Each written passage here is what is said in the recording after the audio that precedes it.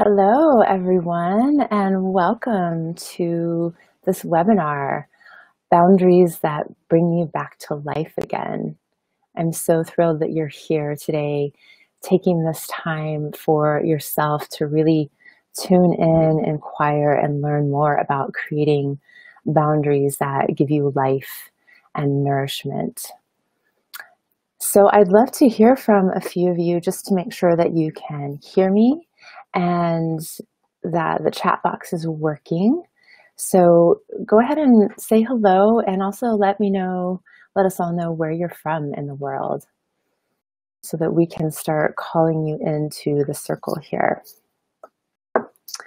Hi, Della in Summerland, Canada. Welcome. Saskia from Germany, beautiful. Teresa from Barcelona. Anna from the UK. Wow, we've already got a great representation of the world here. Jessica from Oakland, Catherine, Joyga from Turkey, Toronto, Boise, Texas, Seattle, San Francisco. Hello, beautiful women. Margaret, Stacy, Ronnie, Catherine, Wendy, Anim. Beautiful. I'm so glad that you're here. And can someone just give me a little thumbs up that the volume works well, that you can hear me good? Hi, Sonia from Canada. Wonderful. Okay, looks good. Great audio. Thank you, Della. Wonderful. So I'm going to give you just a little outline of what we'll be touching on today before we dive in. And I'll get started. So I'll share a little bit about who I am and what I do and why I'm here talking with you about boundaries. Then we will do a little bit of chat in the chat box where I'll be asking you about your struggles with boundaries, as well as what you think having healthy boundaries will bring to your life. Then I'll be sharing with you some of my definitions and understandings of what boundaries actually are, as well as what they're not. And then I will share with you 3 really simple but powerful tools to help you anchor into yourself so that you can create these healthy boundaries that bring you back to life again. And then at the end, we'll have a Q&A time where I can answer any questions or address anything that's coming up for you around this.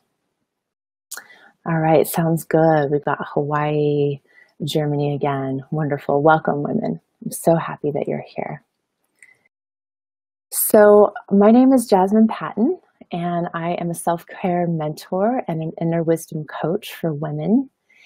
My passion, my real deep passion, is supporting women to slow down, really listen to what's going on inside, honor and accept that, and then be able to express that out into the world. And that piece about expressing it into the world, I feel, is a real challenge for many of us. And it's also a really, really important piece.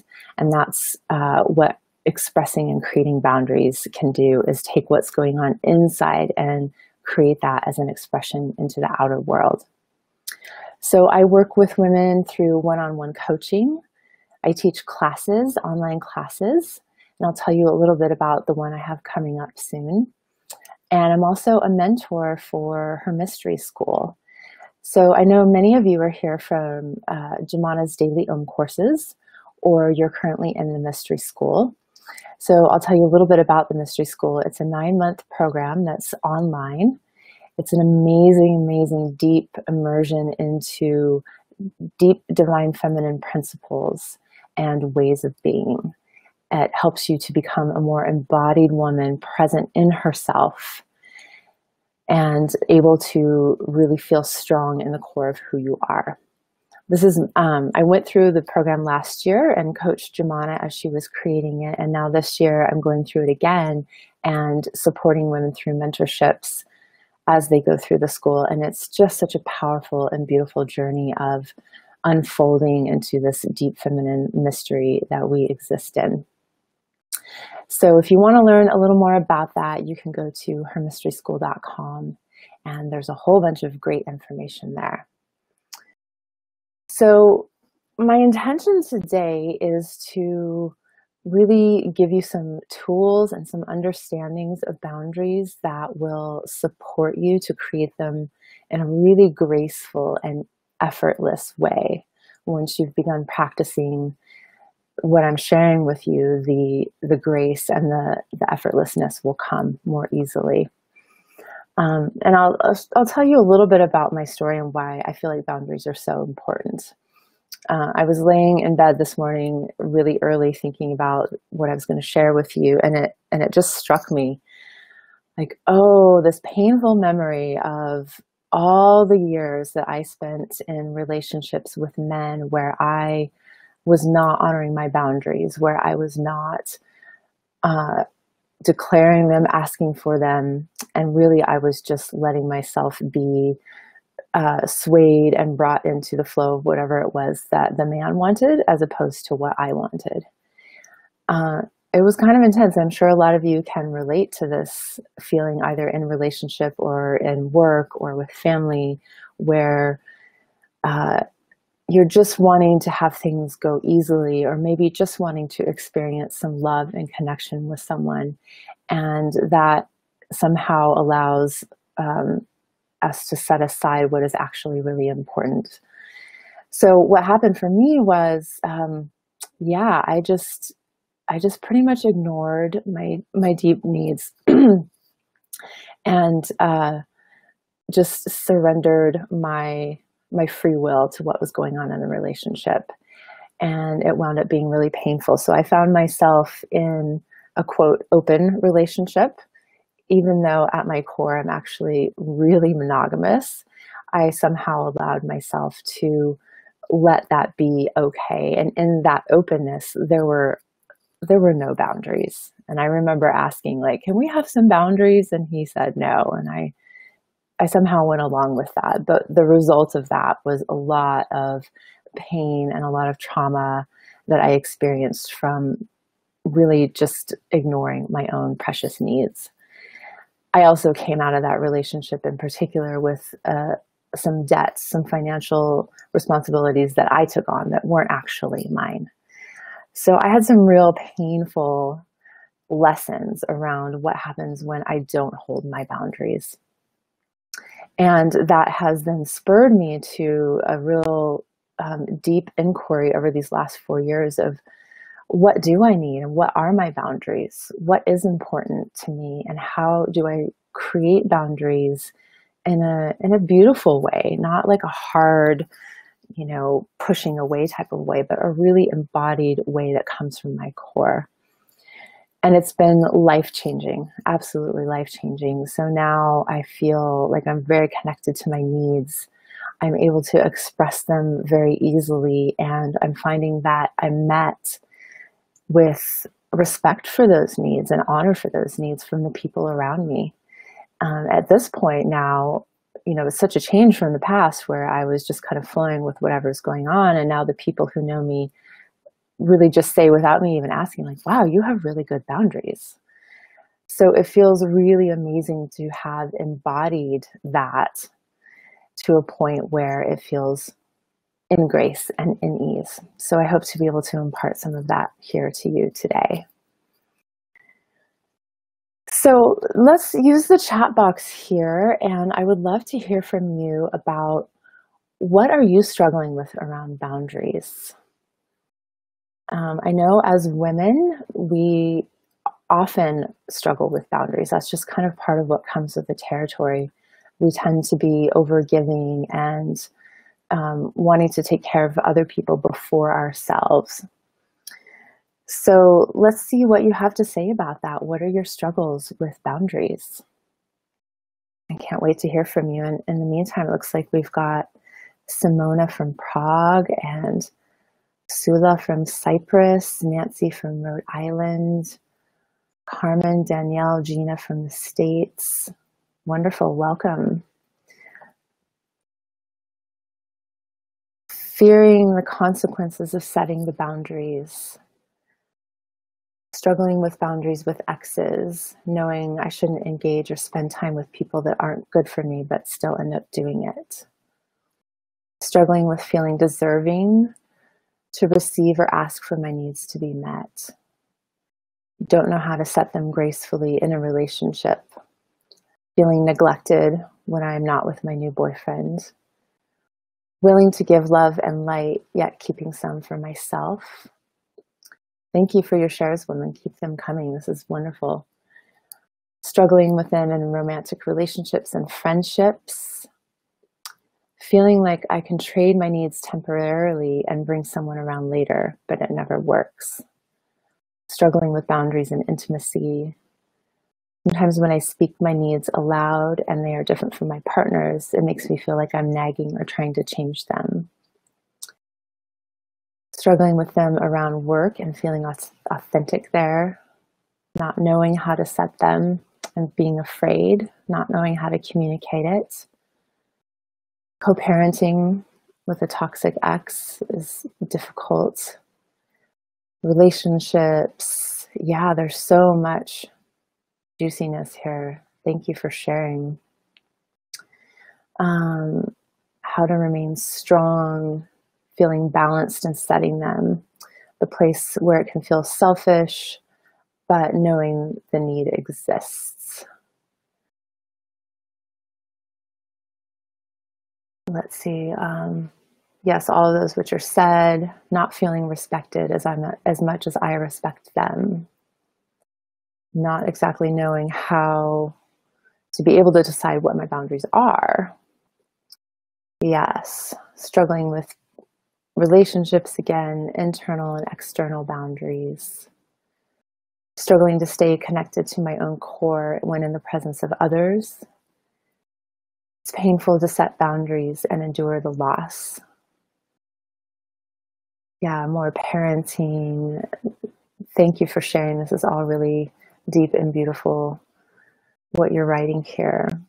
And so many women are sharing. I can't read them all, but we're getting a sense that it can be difficult to know what your needs are, how to express them, feeling afraid of expressing them or not quite sure, feeling sure about how to do that, feeling fear around the repercussions of what happens when you do express them, finding struggles in romantic relationships as well as parenting, staying connected with yourself in the presence of others. That's a really big one. That's a really important point, and we'll definitely be addressing that here.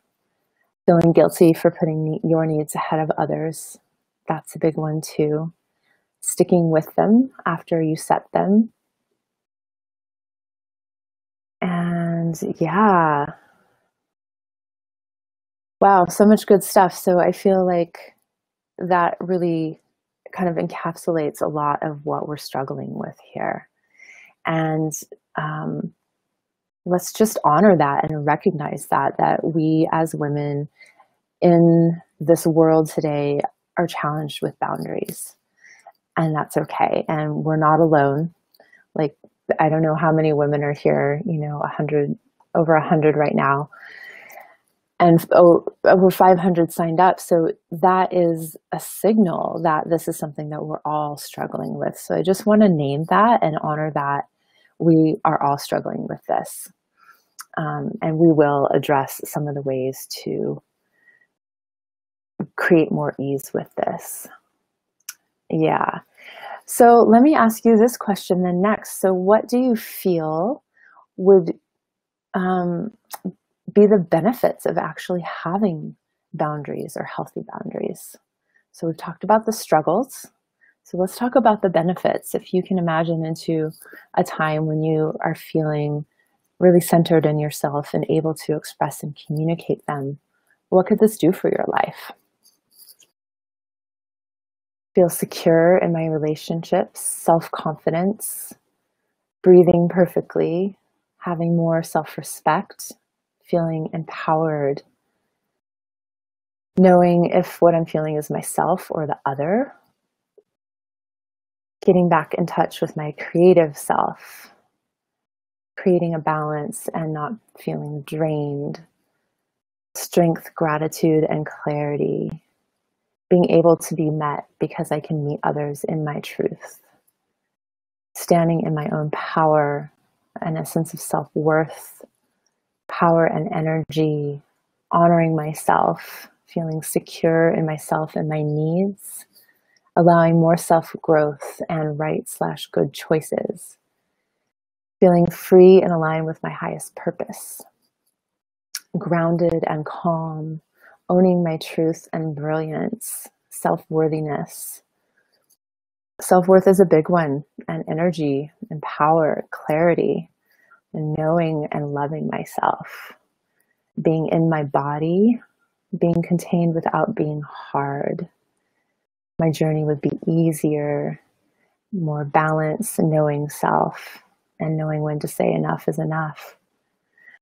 So can you feel that? Can you feel how powerful that is? So what we're getting is strength and energy, embodiment, power, clarity, standing in your truth, knowing what your needs are, feeling confident and connected to a higher purpose. That's amazing. Yes, I wish that for all of you and for all women, really, in this world. That is some really, really potent energy there that we're talking about. So let's take that feeling in and really just drink in how beautiful that is and how it's actually a lot closer than you think. And we'll get into how that can come to be. So I want to talk now about some definitions of what are boundaries. You know, there are different ways to look at this. There's one way to look at boundaries that says, okay, here's me and here's this wall, and this strong, unbreakable wall is going to keep everybody or everything that I don't want out. It's probably going to take some energy to maintain that wall or to make sure that it's not crumbling or breaking. And really that kind of perspective of hard, rigid boundaries does not serve us as feminine beings.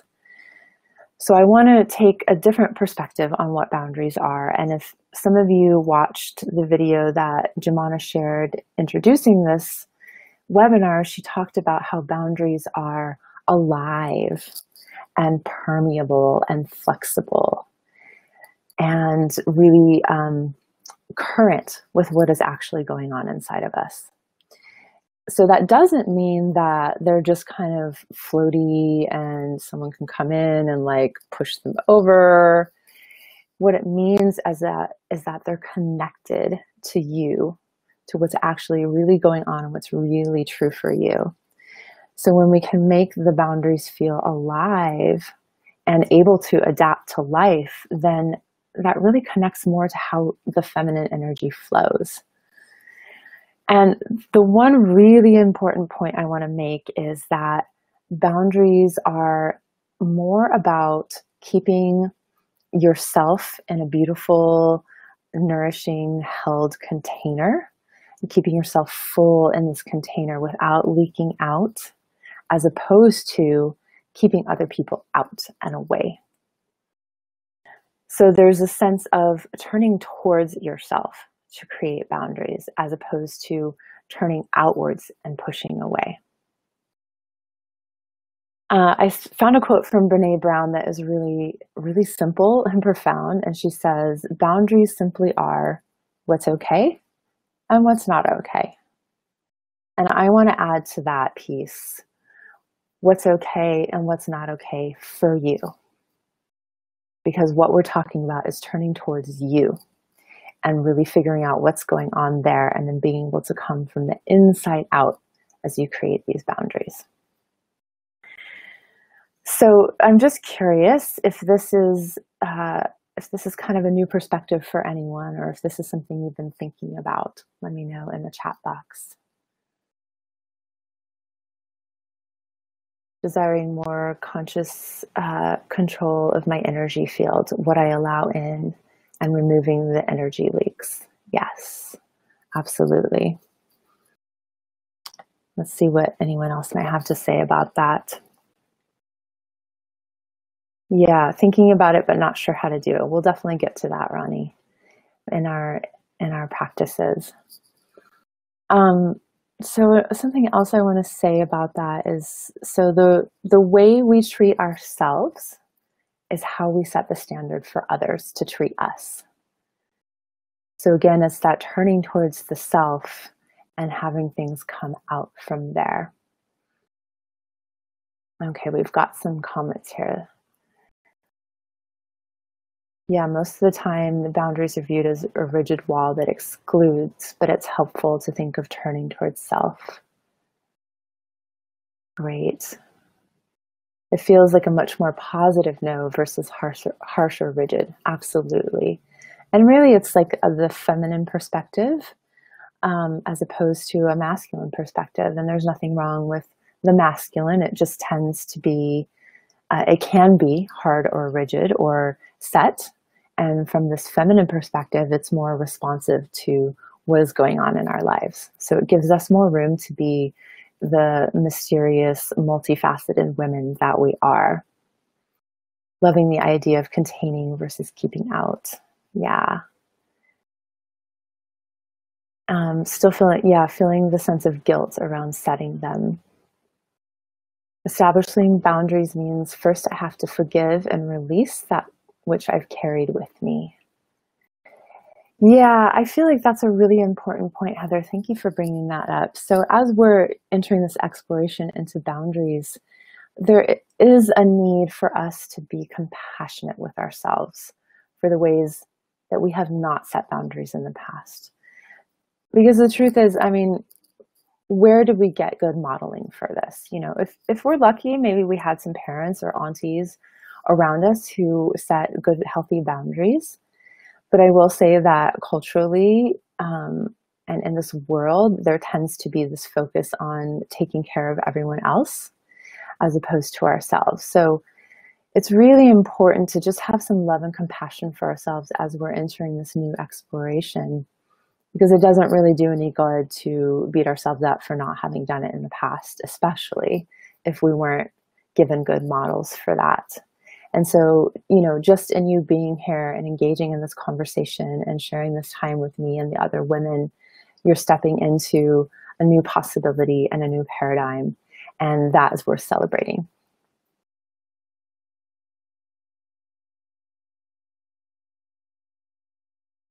Yeah, we, as women, we have struggled with focusing on ourselves, being conditioned that it's selfish if we're actually taking care of ourselves. And I'll use this analogy, though I'm sure you've heard it 1,000 times, that if you're in an airplane and you need to grab the air mask, you have to put it on yourself first. And it's a little cliche, but it's very true that when our needs are taken care of, then we're better able to show up for other people. When we're full, we have a cup to pour from to give to other people. So as counter to the over culture that is actually really how we can source all of our gifts and our giving and our expression in the world, is by filling ourselves up and taking care of our own needs. Yeah. So I want to share just kind of an analogy that might help understand this a little bit better. So say there are two houses sitting on a street next to each other, looking pretty much the same from the outside. And there's this one house that has a fence and a gate around it. And it looks a little bit difficult to come into. Yet when you go through that gate and enter the house, you see that it's actually vacant, that no one is there. There is no furniture, there's no people, there's no life force. And so what can happen when a house is vacant? A couple things. The plants can start growing in, like the ivy can start coming in through the windows, and maybe little creatures start finding ways to nest in there. And then squatters can come and live there if no one's actually there to tell them, hey, you can't come. So this vacant house with supposed strong walls or fences around it is actually empty, and there are squatters coming in. So that's one house. So then there's the other house right next to it, looking really similar. Yet this house doesn't actually have a fence or a gate around it. And as you walk in, you see that it's actually full of life. There are beautiful art on the walls and furniture and people and the sounds of laughter and joy just kind of like oozing out of the house. There's no random plants, there's no mice making nests, and there's definitely no squatters in there. So this house represents you, your body, your realm. And my point in sharing this is that if you are not inhabiting your realm, your house, your body, your being, then you're susceptible to other people, other energies actually coming in and taking up residency in there. And even though there's this, fence and gate around it, they're there, and you may not actually want them there. Whereas with the other house, if that is your body, your realm, and you're fully present in it, you're bringing your life force and your joy and your presence there, then there's no need to have a fence to keep the squatters or the plants or the little mice out, because just by being in that house present, taking full residency in there, it naturally just draws in the things that are good for you. And there's no need to keep things out. So what I want to really emphasize about this point is that how you be is the key. So how you be is the key, not how someone else is being, how you be. Yeah, so this is something that we touch on really deeply in the mystery school, is coming into residency in yourself and in your body. And what that means is really being present in yourself and really inhabiting the space that is you. And I find that as women inhabit that space, we really fill that out with our essence and with our energy, then the things that don't serve and don't work actually just naturally fall away and disappear and stop happening. And things that are actually more aligned with that start to show up and start to nourish and nurture that garden. So in a way, just inhabiting ourselves and being really present in our own space makes it so that these kind of rigid boundaries don't even have to be said because of the resonance. So when something is joyful, it will bring more joy. When something has an inherent self-respect, it naturally encourages self-respect from others. Conversely, if something or someone is not really honoring or respecting what's going on, that's going to be reflected in the outer world.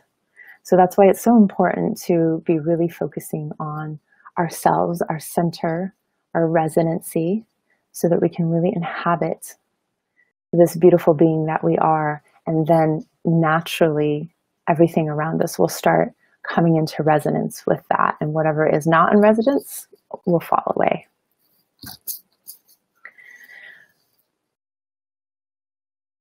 So the darkness is attracted to light too. Yeah, that's true. But I'll share with you some of my own personal experience with this. So before I had even a clue about what boundaries were when I was younger, like I'm a very sensitive, empathic, kind, listening type of person, right? So, I mean, I can't even tell you how many children, older people, and kind of maybe mentally unstable people would just attract to me like moths to a flame. There was something about me that was not clear about my own boundaries and was just kind of a sponge to other people. And it was kind of intense, and I didn't really love it because it was, kind of energies that were wanting to take from me or take up my time or tell me their whole life story or share their, weird experience of the day or whatever that was.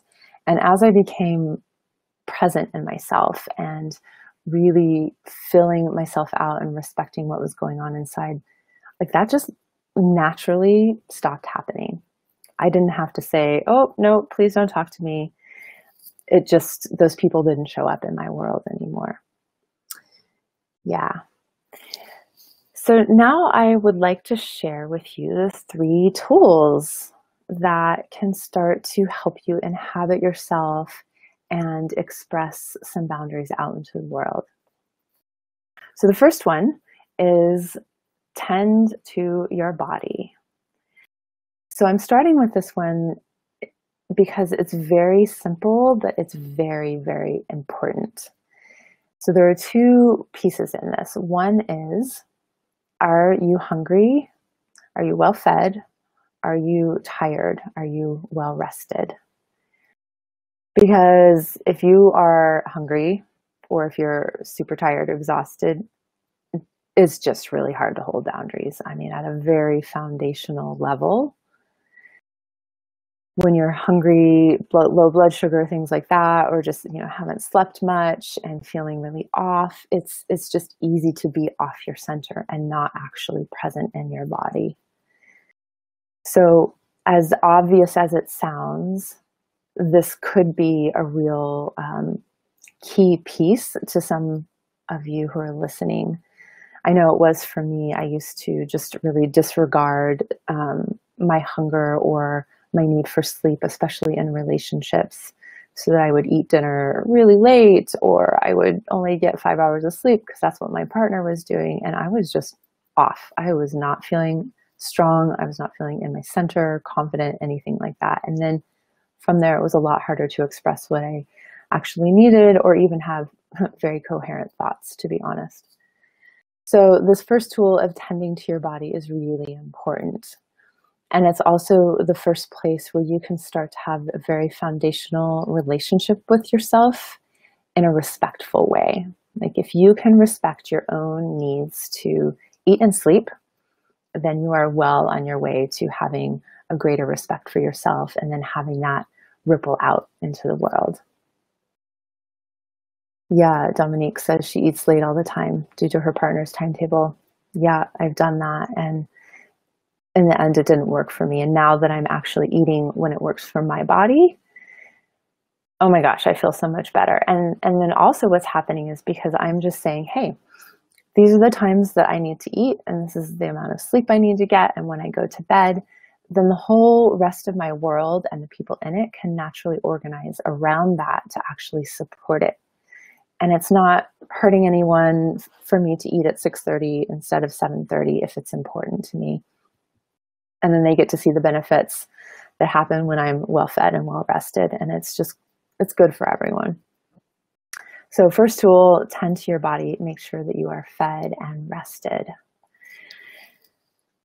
So the second tool is what I'm calling the filling practice. So this is something that I want to do right now as a practice with you all. Have a little sip of water first.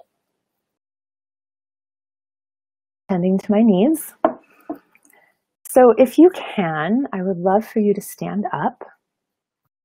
It's not going to work for me to stand up right now, but I've done this many times standing up, and I know that it's a good position to be in.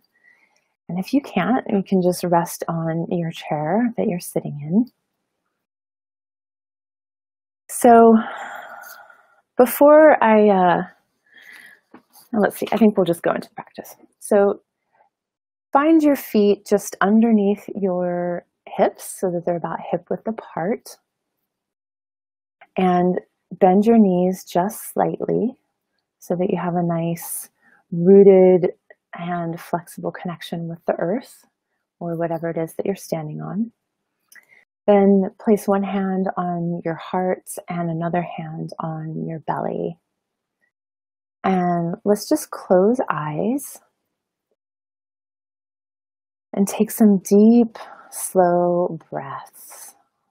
Just feeling your hand on your heart, hand on belly, feet on earth, and knees slightly bent.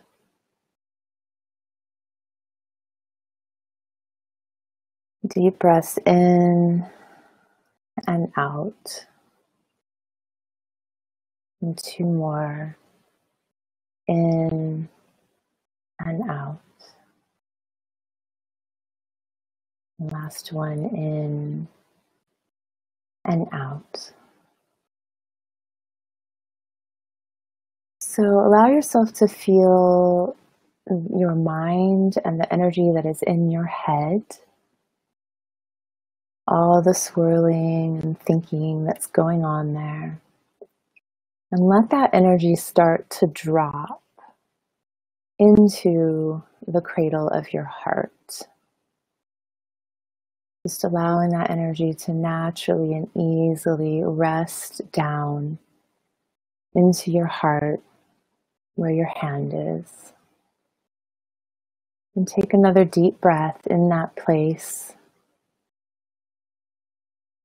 welcoming the energy of your mind into your heart, allowing it to relax and rest.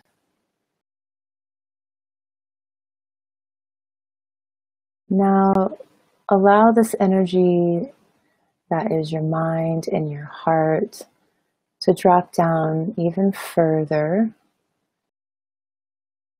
taking its time to settle into the space of your womb. Gently falling into the cradle of the space that is your womb. Mind resting in the heart, resting in the womb. This place in your womb is your center of power. It is your deep, deep knowing. It is your feminine, mysterious, amazing palace.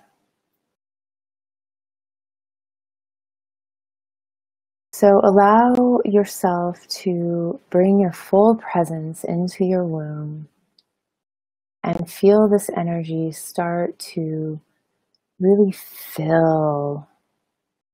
Allow your presence to fill your womb. Allow it to grow out to your skin and all the way out to about a foot around you in a nice cocoon. And feeling your feet on the earth, your knees bent, and your full presence in your womb. And just breathe some light into there, some beautiful golden light, and allow that light to grow in brightness. And really just revel in this presence in yourself, in your body, in your place of power. Take some more deep breaths in here. And really connect with the essence of you. The you that has precious needs that are valuable, that are worthy of respect. Needs that, when met,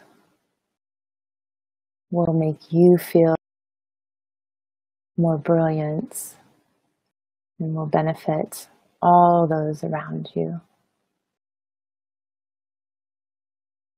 And allow an image to come to your awareness that will anchor in this energy for you. Be an image or a word or a feeling.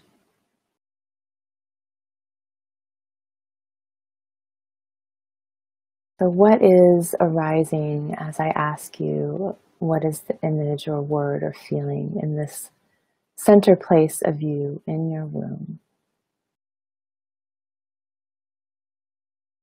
And just imagine taking that into your hands so that you can look at it again later today, next week, next year. And this image, word, or feeling will remind you of this beautiful place of presence and power that is yours. So take another deep breath and offer gratitude to yourself for doing this practice, for showing up to be fully present in yourself.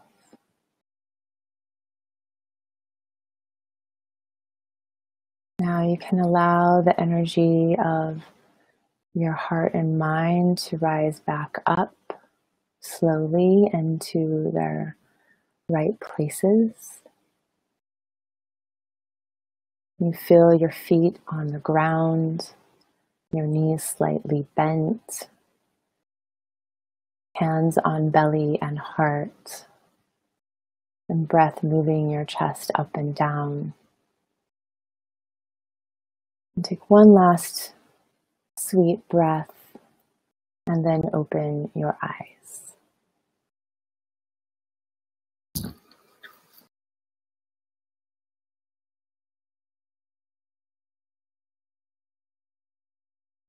So I feel really good after having done that. I would love to hear any shares from you from that experience of becoming more present in your body.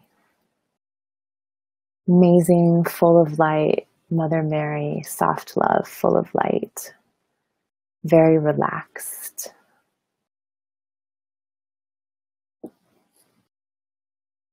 Loving the womb grounding practice. Lighter and wholesome.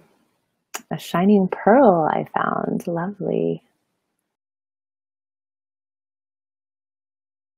Beautiful. So thank you for going on that journey with me. Blissful, relaxing, nourishing reverence for myself. The phrases cuddle was one, and freedom to soar was another. Beautiful.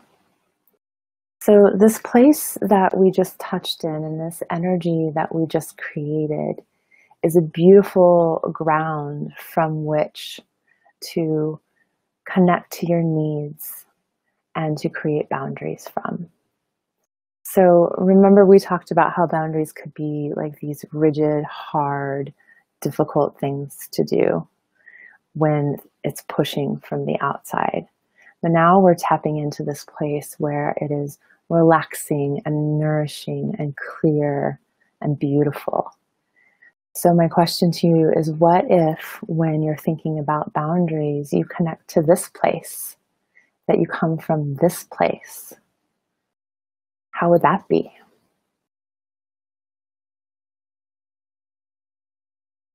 A feeling that the idea of being full and present is fluid.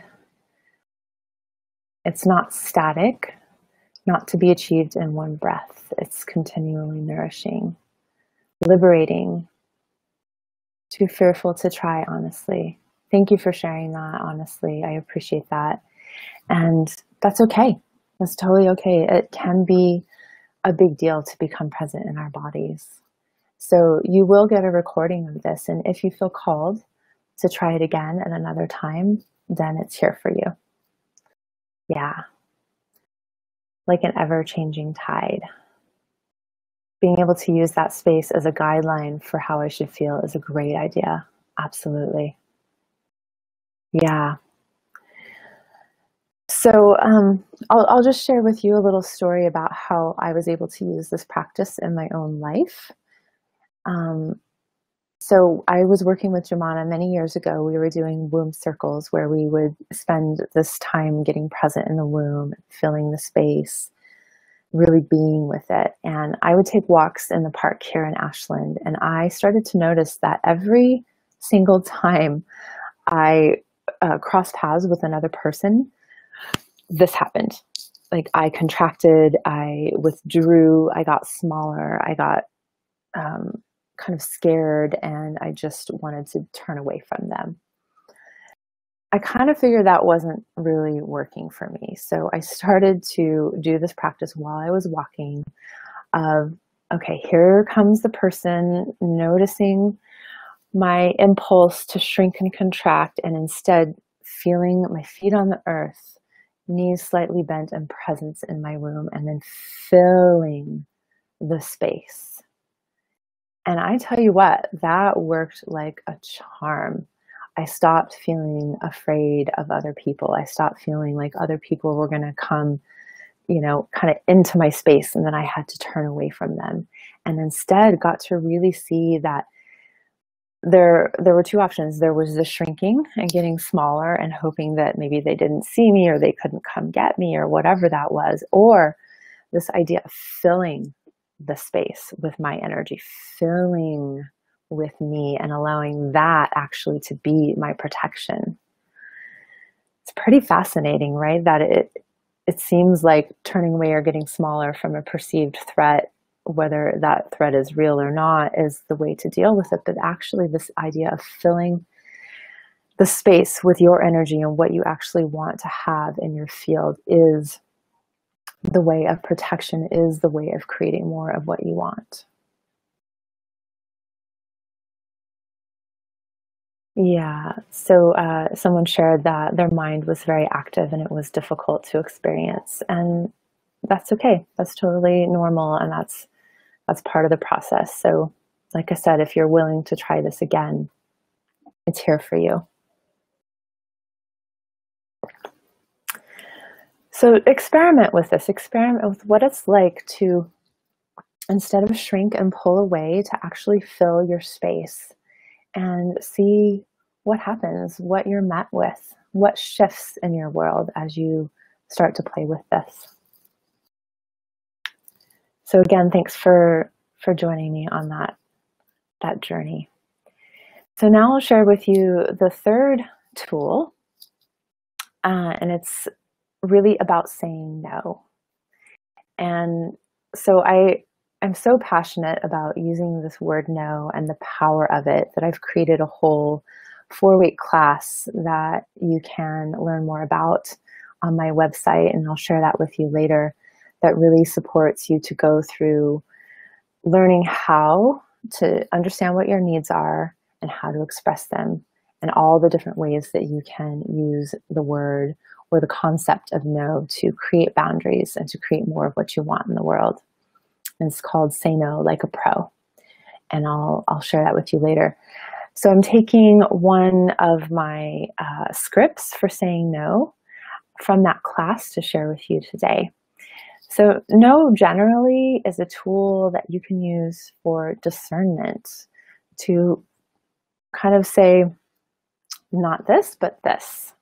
This is what I want. This is what I don't want. And I know that it can be really challenging to say no for all of the reasons that we talked about around boundaries. Yet it is a very amazing superpower that we have access to. So I'm calling this no, it's called the other option no. So let's say that someone asks you, hey, Jasmine, can you babysit my kid tomorrow all day?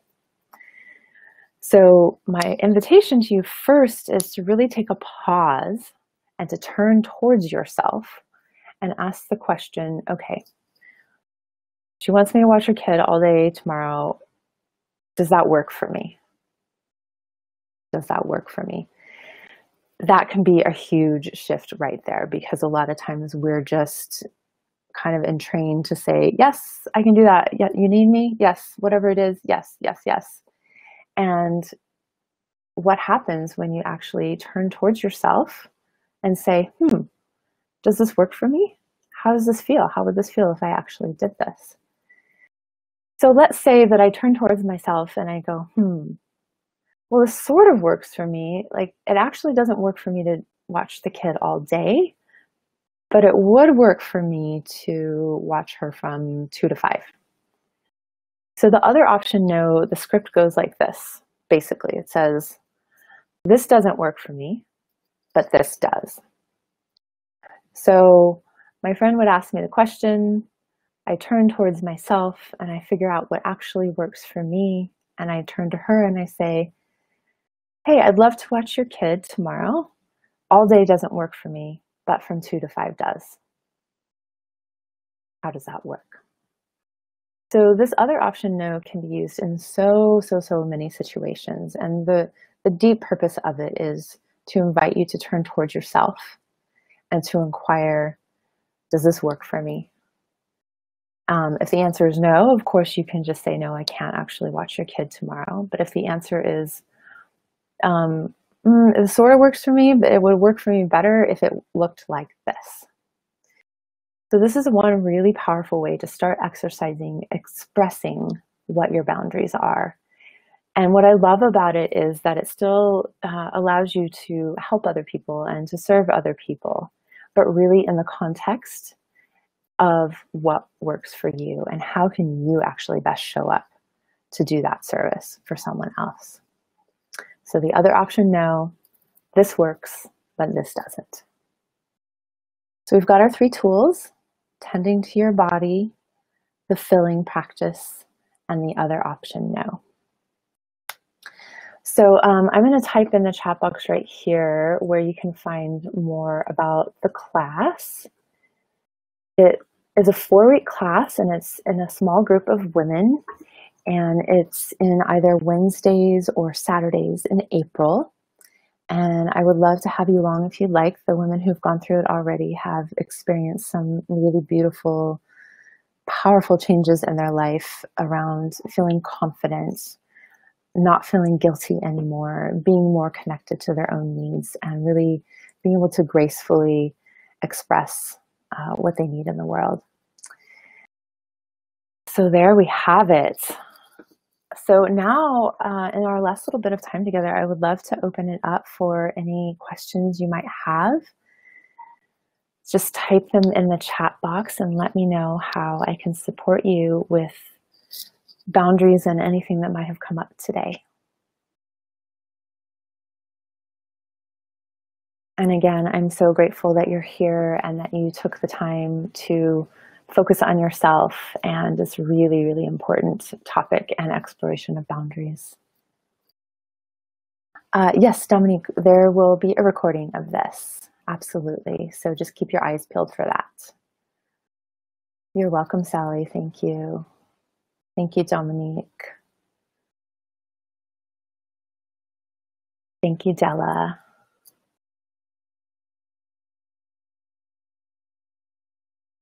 Any questions? Any more comments? Yes, you're welcome, Heather. I'm so glad to take the time to share this with you. I mean, I feel like this is like a fire of passion in me that if we as women can stand in our center and speak our needs, that everything will be better. Everyone around us will benefit. It's really, really important. And we need to gather with each other and to learn with each other so that we can figure out how to actually do that. Yay. Thanks, Donna. I'm glad you're here. Thank you, Michelle and Wendy. Glad it was helpful. Thank you, Yvonne. Yeah, Alicia, you can catch the recording.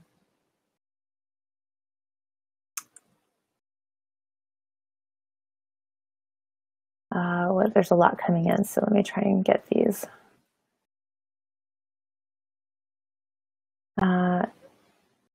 Kim's asking if there's a better tool to use for men. And, you know, I'm guessing that there is, but I'll be honest and say that I am passionately focused on women because I feel like we have a lot of struggle around this. Yeah. Yes, Raven, my Say No class definitely covers the guilt that can follow when you say no.